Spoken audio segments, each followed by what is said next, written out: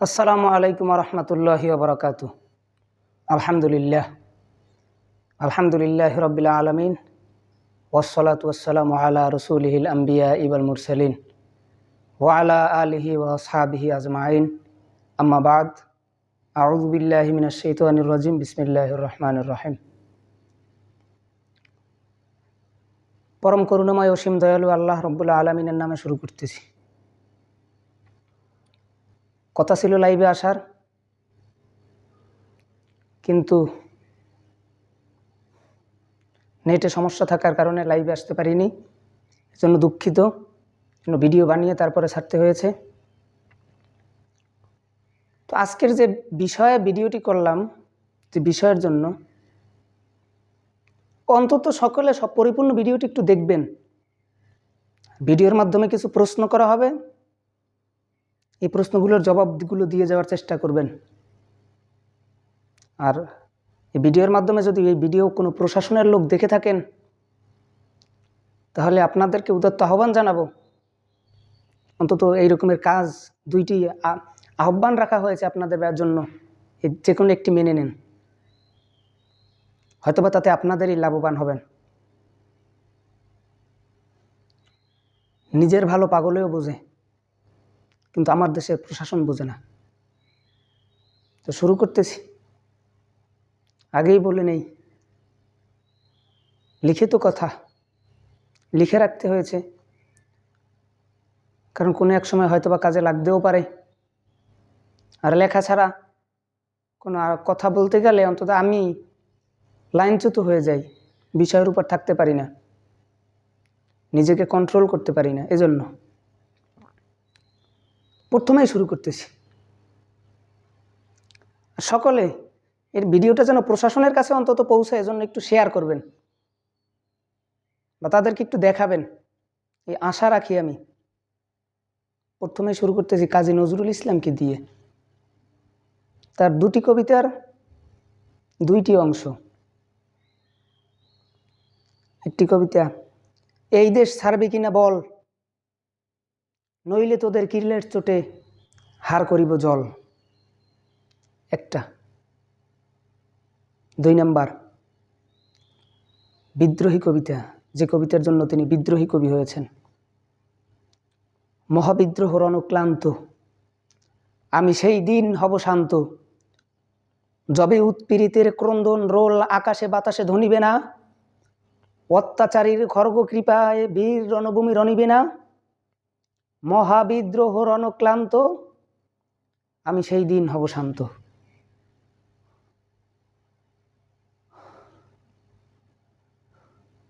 অত্যাচারিত মানুষ তো এখনো কাঁদতেছে।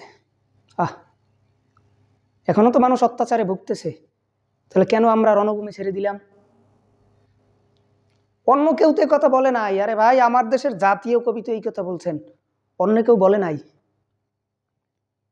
আমার দেশের জাতীয় কবি বলছেন, তো তাকে জাতীয় কবি কেন বানাইল যদি তার কথা আমরা নাই মানতে পারি? তার কথাটা তো ইসলাম বিরোধী না যে আমরা মানব না, তার কথা তো ইসলাম সমর্থন করে, যে অত্যাচারীর বিরুদ্ধে দাঁড়াবো, তাতে সে আমার যত ঘনিষ্ঠ আত্মীয় হোক না কেন। এবার আসি আসল কথায়, কেন এই দুইটি কবিতা বললাম।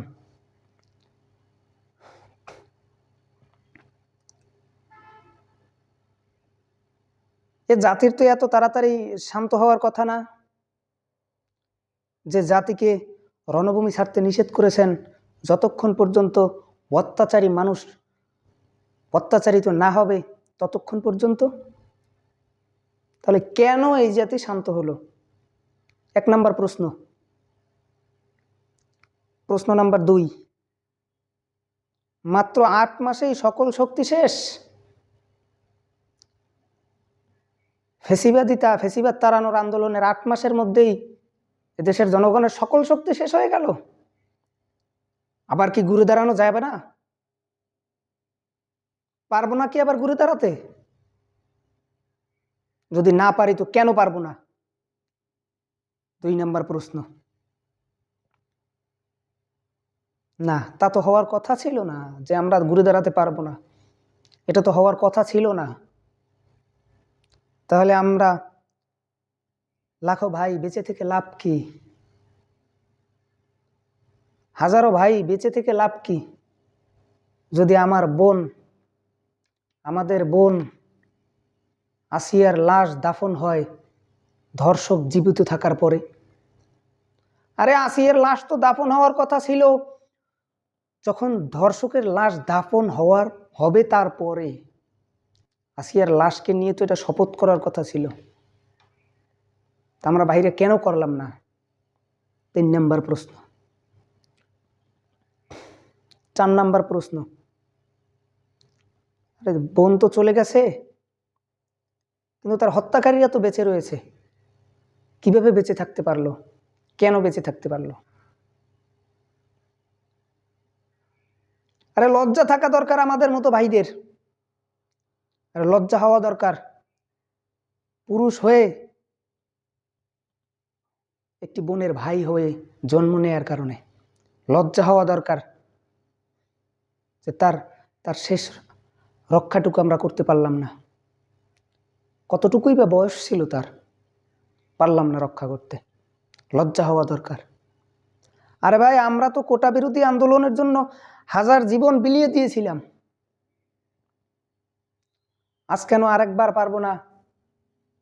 ধর্ষকদের ইসলামী শরিয়া অনুযায়ী জনসম্মুখে বিচারের আইন পাশ করার জন্য আন্দোলন করে নিজেদের জীবন বিলিয়ে দিতে কেন পারবো না? প্রশ্ন নাম্বার 5, কেন পারবো না? আশা করি জবাবগুলো দিয়ে যাবেন। 4 পৃষ্ঠার সংক্ষিপ্ত লেখা, অনেকগুলো প্রশ্ন, অনেকগুলো দুঃখ, অনেক বেদনা।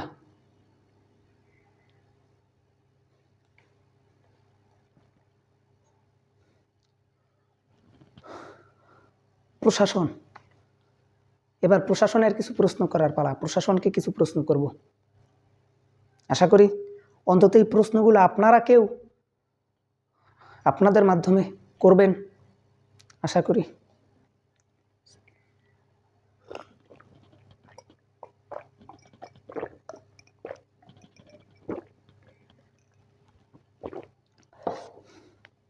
পুলিশ জাতিকে বলবো, পুলিশ জাতি, তোদের ম্যাজিস্ট্রেটের সামনে জোরে কথা বলার কারণে তো এক ছাত্রকে, এক ছেলেকে, এক যুবককে হাতে হাত করা পরিয়ে কাবার ভ্যানে তুলে নিয়ে যাওয়া হয়েছিল। তাহলে ধর্ষককে কেন হাত করা পরাইতে পারলি না তোরা? কেন সঠিক তদন্ত করে এটা করতে পারলি না তোরা? লজ্জা নাই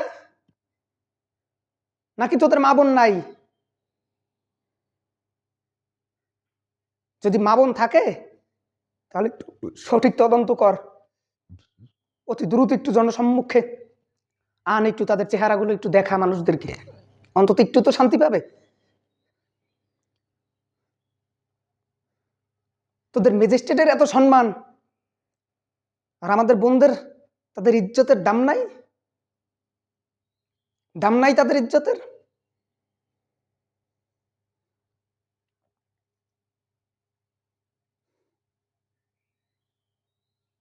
ধর্ষকদের বিরুদ্ধে অভিযান চালিয়ে কেন গ্রেফতার করতে পারো না? কেন পারো না? পুলিশ জাতির কাছে আমার এই প্রশ্ন, কেন পারো না? জবাব দিবেন দয়া করে, দয়া করে জবাব দিবেন, কেন পারেন না? দয়া করে জবাব দিবেন। ওহো, ধর্ষকদের ধরতে হলে তো কষ্ট করে অভিযান চালাইতে হবে, কষ্ট করতে হবে, এজন্য বোধ হয় তাদেরকে আপনারা ধরার চেষ্টা করতেছেন না, বা চেষ্টা করলেও সঠিকভাবে চেষ্টা করতেছেন না, হতে পারে এটাই।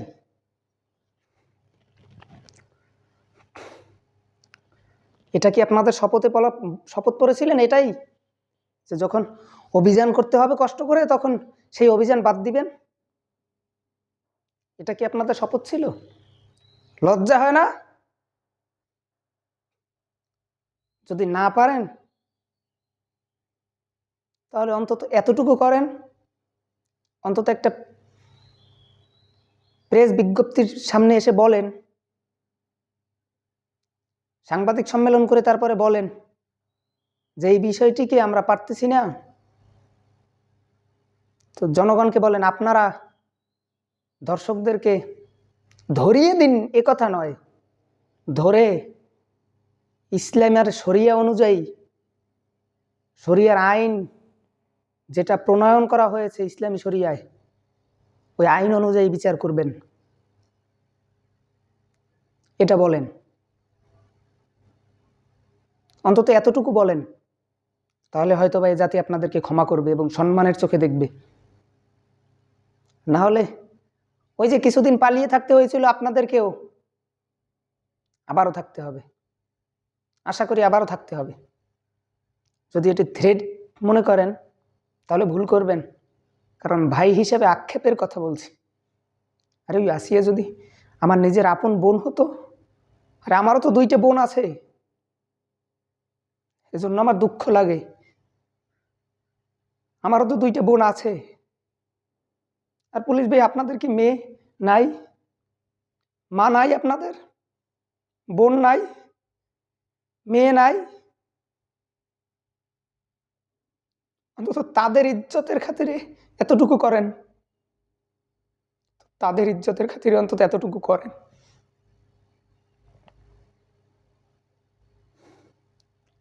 যদি জনগণ যখন ধরবে, তখন তো আবার আপনারা পদক্ষেপ নেবেন, বলবেন যে আইন হাতে তুলে নিয়েছে। আরে আইন তো হাতে তুলে নিত না জনগণ, যদি আপনারাই বিচারটা করতেন, যদি আপনার আইনকে সঠিক কাজে লাগাতেন, সঠিকভাবে ব্যবহার করতেন। তো আপনারা তো এটা করতে পারতেছেন না, তাহলে জনগণ কেন নিবে না? কেন আইন হাতে তুলে নিবে না?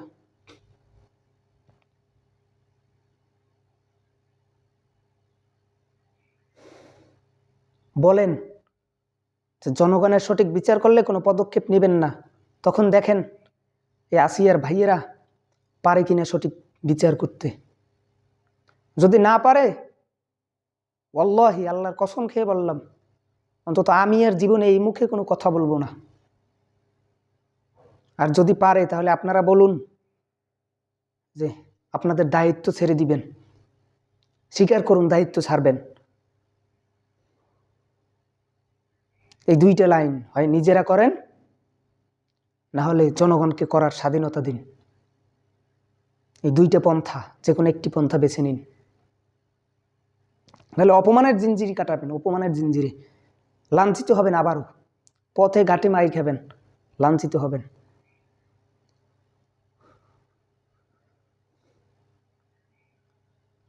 আরে গত 15 বছর তো পারছিলেন রে ভাই। আওয়ামী লীগের বিরুদ্ধে যারা কথা বলছিল, তাদের বিরুদ্ধে সিআইডি লাগিয়ে, গোপন তথ্য, গোপন বাহিনী পেশ করে, মিথ্যা মামলা দিয়ে, রাত্রের ঘুম হারাম করে গোলামি করতে গত 15-16 বছর তো পেরেছিলেন। তাহলে আজ কেন পারবেন না? তখন তো অন্যায়ের পক্ষে কাজ করছেন, আজ কেন ন্যায়ের পক্ষে করতে পারবেন না? কেন পারবেন না? শুধু এতটুকুই কথা, কেন পারবেন না? আজ কেন পারবেন না? বেশি বলবো না, আর পারলে এটার জবাব দিবেন কেন পারবেন না। আর যদি বলেন যে কোনো নেতার অগোচরে থাকে, কোনো নেতার ছায়াতলে থাকে, এজন্য পারতেছি না আমরা তাদেরকে ধরতে, মানে ধর্ষকদের ধরতে পারতেছি না কারণ তারা কোনো নেতার অগোচরে রয়েছে, তাহলে অন্তত ওই নেতার নামটা প্রকাশ করেন।